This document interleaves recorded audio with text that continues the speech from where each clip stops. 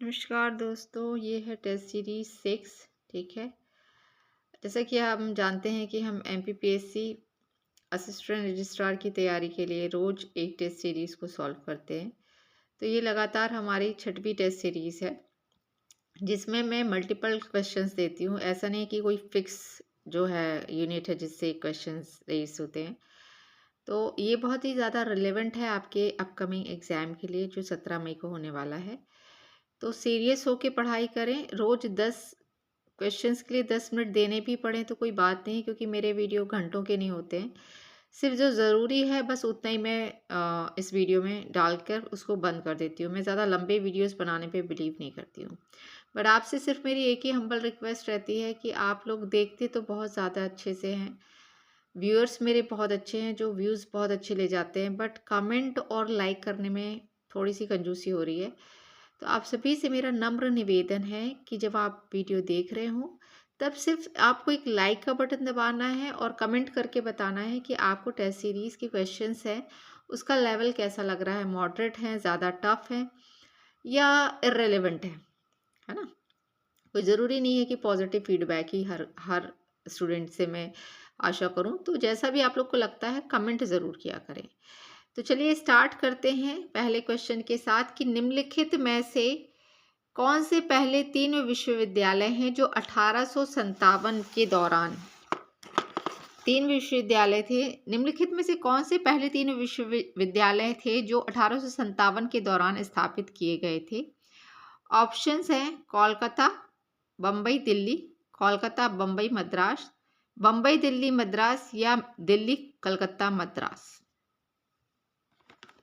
तो आपको थोड़ा सा सोचने का समय ज़रूर दूंगी मैं। तो इसका क्वेश्चन का आंसर है कलकत्ता, बम्बई और मद्रास। 1857 में ये 3 पहले विश्वविद्यालय थे जो स्थापित किए गए थे इसी सीक्वेंस में, पहले कोलकाता फिर बम्बई फिर मद्रास। नेक्स्ट ले लेते हैं कि निम्नलिखित में से कौन सा स्वयं का एक चतुर्थांश नहीं है। यहाँ हम स्वयं के क्वाड्रेंट्स की बात कर रहे हैं। तो ई ट्यूटोरियल है, ऑनलाइन चर्चा मंच है, ई कंटेंट है, पॉडकास्ट है। ई ट्यूटोरियल, ऑनलाइन डिस्कशन, ई कंटेंट और पॉडकास्ट। तो यदि आपने स्वयं को पढ़ा होगा तो चतुर्थांश में आप देखते हो पॉडकास्ट नहीं है। ठीक है। ई ट्यूटोरियल है, ऑनलाइन चर्चा मंच है, ई कंटेंट है और एक शायद और है जो मुझे भी याद नहीं आ रहा है, पर पेपर आपको देना है। मेरा तो सिर्फ ये है कि मैं आपको मटेरियल प्रोवाइड कर सकती हूँ, तो आप लोग इसको ज़रूर करिएगा, चतुर्थांश देखिएगा। नेक्स्ट क्वेश्चन लेते हैं उच्च शिक्षा में, क्योंकि हम उच्च शिक्षा से रिलेटेड पेपर देने जा रहे हैं। तो उच्च शिक्षा में सकल नामांकन अनुपात को 50% तक बढ़ाने के लिए एनईपी 2020 द्वारा तैयार की गई समय सीमा क्या है। 2025, 2030, 2035, 2040।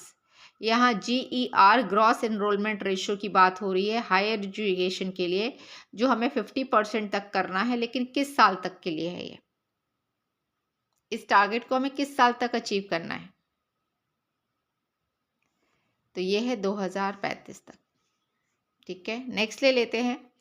नेक की स्थापना 1994 में की गई थी। ये तो सबको पता है, उसका स्थापना वर्ष 1994 है। उसका हेडक्वार्टर कहाँ है, बैंगलोर में है। बट किसके द्वारा की गई थी, ministry of education, UGC, NCERT, डीईईसी।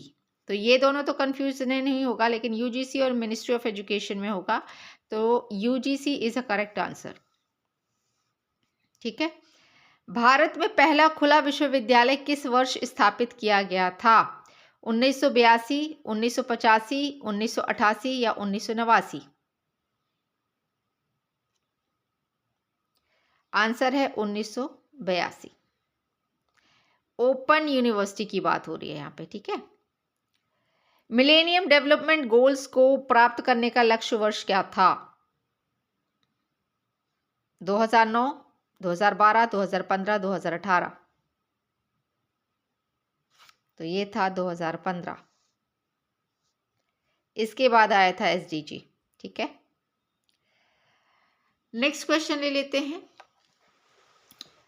रेले आयोग की रिपोर्ट के आधार पर निम्नलिखित में से किस अधिनियम को वर्ष 1904 में पारित किया गया था। भारतीय संसदीय अधिनियम, भारतीय विश्वविद्यालय अधिनियम, भारतीय डाक सेवा अधिनियम, भारतीय पुलिस सेवा अधिनियम।